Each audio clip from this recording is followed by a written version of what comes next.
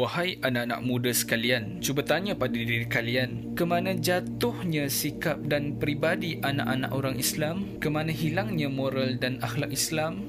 Hari ini, kita lihat hari ini, hancurnya anak-anak muda kita, rapuhnya anak-anak muda kita, angkara pengaruh luar yang dibenci dalam Islam, angkara pengaruh luar yang merosakkan fikiran dan akhlak Islam, angkara pengaruh luar yang bertentangan dengan akhlak Islam, pengaruh yang ditentang oleh Islam. Siapakah yang patut kita persalahkan? Apakah mereka yang patut dipersalahkan? Daripada Abu Sa'id Al-Khudri radhiyallahu anhu, katanya Nabi SAW bersabda, kamu semua akan mengikut jejak langkah umat-umat sebelum kamu, sejengkal demi sejengkal, sehasta demi sehasta, sehingga kalau mereka masuk lubang biawak sekalipun, kamu tetap akan mengikut mereka. Kami bertanya, adakah mereka itu Yahudi dan Nasrani? Maka Nabi SAW menjawab, ya. Siapa lagi kalau bukan mereka? Ketaksuban mereka kepada artis-artis sehingga mereka lupa siapa yang patut mereka kenal, siapa yang patut mereka idolakan, siapa yang patut mereka contohi, siapa yang patut mereka ikuti. Di manakah letaknya nama insan mulia di hati mereka? Di manakah letaknya Nabi Muhammad SAW dalam fikiran mereka? Di manakah letaknya jasa Nabi Muhammad SAW dalam ingatan mereka? Di mana?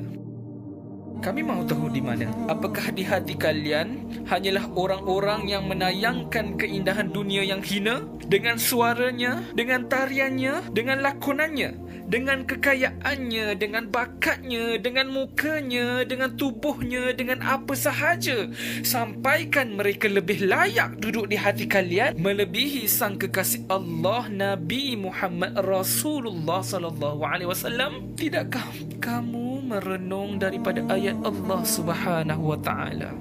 A'udzu billahi minasy syaithanir rajim. Laqad kana lakum fi rasulillahi uswatun hasanatun liman kana yarjullaha wal yawmal akhir. لمن كان يرجو الله واليوم الآخر وذكر الله كثيرا صدق الله العظيم.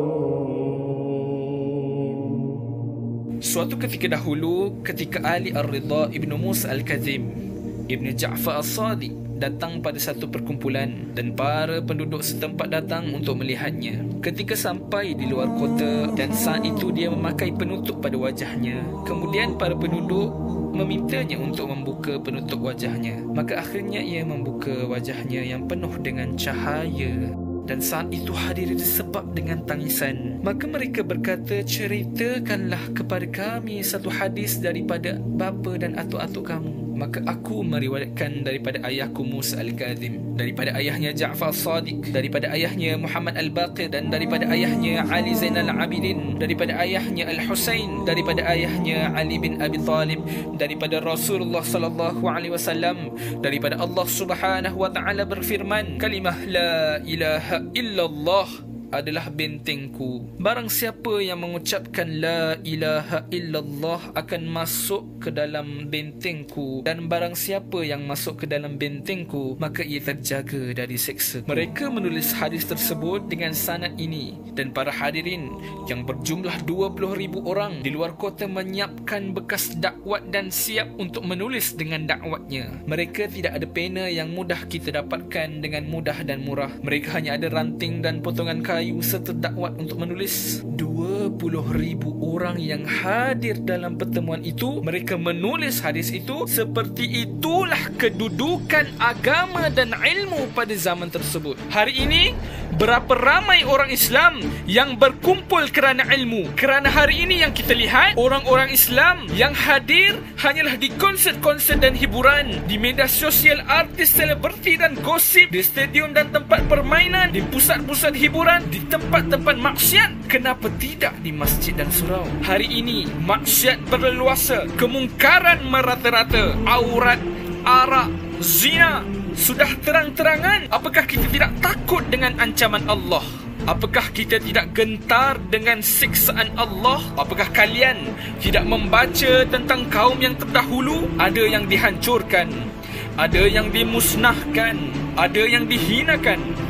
Apakah kalian tidak merenung ayat-ayat Allah Subhanahu wa taala? Dan berapa banyak kami binasakan negeri yang penduduknya telah berlaku sombong dan melakukan kerosakan. Dan kami tidak akan memusnahkan sesuatu tempat melainkan penduduk tempat itu melakukan kezaliman. An Abi Wa'il an Abdillah an-Nabi sallallahu alaihi wasallam annahu qala al-mar'u ma'a man ahab. Daripada Abu Wa'il, daripada Abdullah, daripada Nabi SAW bersabda, seseorang akan bersama dengan orang yang dicintainya. Maka cintailah orang yang soleh, kerana seseorang itu akan dibangkitkan di hari kiamat bersama dengan orang yang dicintainya. Akan tetapi kalau kita cinta, kalau kita kasih, kalau kita memuja pada ahli maksiat, takut-takut kita akan dibangkitkan bersama mereka. Maka tak kala itu, adakah mereka yang akan memberi syafaat kepada kita? Maka tak kala itu, adakah mereka yang akan memberi pertolongan kepada kita? Wahai anak-anak muda, kamu ialah pewaris, kamu ialah contoh, kamu ialah cermin, dan kamu ialah masa hadapan agama bangsa dan negara. Maka bangkitlah. Bangkitlah demi agama, demi bangsa, demi negara, demi Islam. Penuhkan dada-dadamu dengan ilmu dan iman. Perbanyakkanlah amalan agar kamu menjadi contoh anak muda yang dibanggakan Rasulullah sallallahu alaihi wasallam. Jangan sia-siakan umurmu dengan perkara yang dimurkai oleh Allah Subhanahu wa taala.